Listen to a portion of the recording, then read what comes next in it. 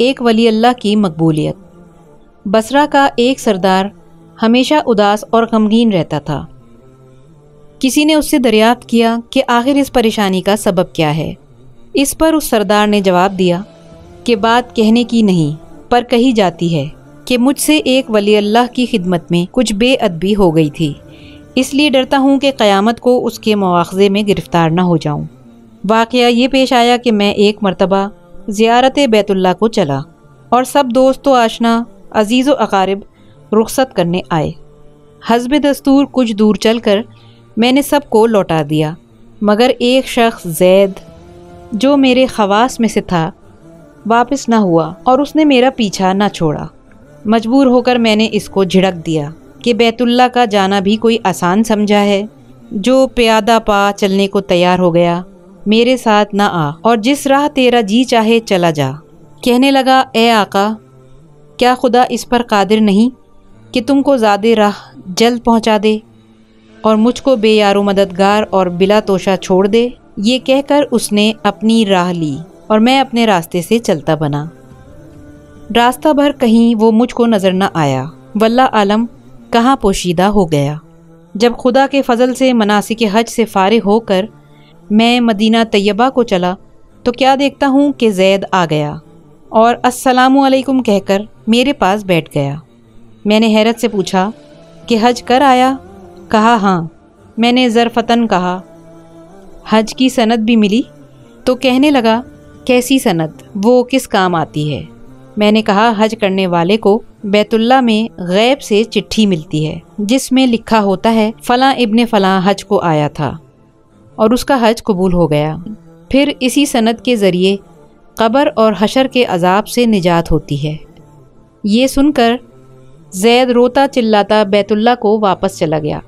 جب میں حضور اقدس صلی اللہ علیہ وسلم کی زیارت سے فارغ ہو کر لوٹا تو کیا دیکھتا ہوں کہ زید پھر آ گیا اور السلام علیکم کے بعد ایک چٹھی میرے سامنے رکھ دی جو ایک نہایت عمدہ ریشمی کپڑے میں سبز خط سے زید کے عذاب قبر اور حشر سے نجات کے لیے لکھی تھی۔ یہ دیکھ کر میرے ہوش اڑ گئے۔ پھر ذرا سکون ہونے پر میں نے معلوم کیا، اے زید، بتا تو اس کی حقیقت کیا ہے؟ آخر یہ دولت بے مثال تجھ کو کس طرح میسر آئی؟ تب اس نے بتایا کہ سنو بھائی، جب میں بیت اللہ پہنچا تو کعبۃ اللہ حاجیوں سے بالکل خالی تھا۔ اس وقت میں نے گڑ گڑا کر زار و قطار رونا اور چلانا شروع کیا کہ اے مالک دو جہاں، کیا غریب گنہگاروں کا حج بھی قابل قبول نہیں جو مجھ کو حج کی سند نہیں ملی؟ کیا غریبوں کا کعبہ اور صاحب کعبہ اور ہے جو وہاں جا کر سند لاؤں؟ مجھ کو قسم ہے تیرے عزت و جلال کی، جب تک چٹھی نہ پاؤں گا کعبہ سے باہر نہ جاؤں گا اور روتے روتے یہیں مر جاؤں گا۔ اچانک غیب سے آواز آئی، اے زید، نجات کی چٹھی لے اور جا اپنی راہ لے۔ پھر یہ چٹھی میرے ہاتھ میں آ گئی۔ پھر عزت و اکرام کے ساتھ میں اس کو اپنے ہمراہ بصرہ لے آیا اور وہ چٹھی نہایت احترام و تعظیم کے ساتھ معطر و معمبر کر کے صندوق میں بند کر دی، اور جب کبھی جی چاہتا تو کمال ادب و احترام سے نکال کر اس کی زیارت کر لیتا، چومتا اور آنکھوں سے لگاتا اور پھر محفوظ کر دیتا۔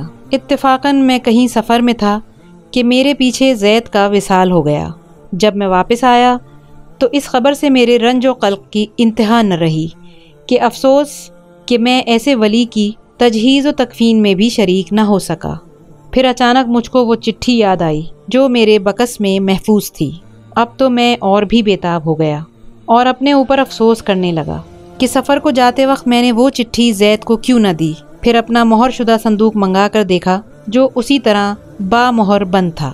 جب میں نے کھولا تو اس میں چٹھی نہ پائی۔ اب تو میرے غم و الم کا کچھ ٹھکانہ نہ رہا اور ایک حشر کا عالم برپا ہو گیا۔ زار و قطار رونے لگا اور روتے روتے سو گیا۔ کیا دیکھتا ہوں کہ طرح طرح کی سجی ہوئی جنت میں زید سر پر ایک تاج رکھے ہوئے زرق برق لباس میں تخت جواہر پر جلوہ افروز ہے اور اس کے چاروں طرف حوروں کے جھمگٹے ہیں۔ میں نے قریب جا کر سلام کیا تو اس نے کہا، اے آقا، اس قدر پریشان کیوں ہو؟ میں نے کہا، مجھے یاد نہیں وہ چٹھی تو نے مجھے دے دی تھی۔ وہ کہنے لگا، وہ تو یہ موجود ہے اور اس کی بدولت یہ دولت و حشمت مجھ کو حاصل ہوئی۔ اب آپ کچھ تردد نہ کیجیے، میں اپنی من مانی مراد کو پہنچ گیا۔ سبحان اللہ، جو اللہ کا ہو جاتا ہے اللہ تعالیٰ اس کی سب مرادیں پوری کر دیتا ہے۔ یہ دعا ہے اللہ تعالیٰ ہم سب کو بھی اس واقعے سے سبق حاصل کر کے اس پر عمل کرنے کی توفیق عطا فرمائے۔ آمین یا رب العالمین۔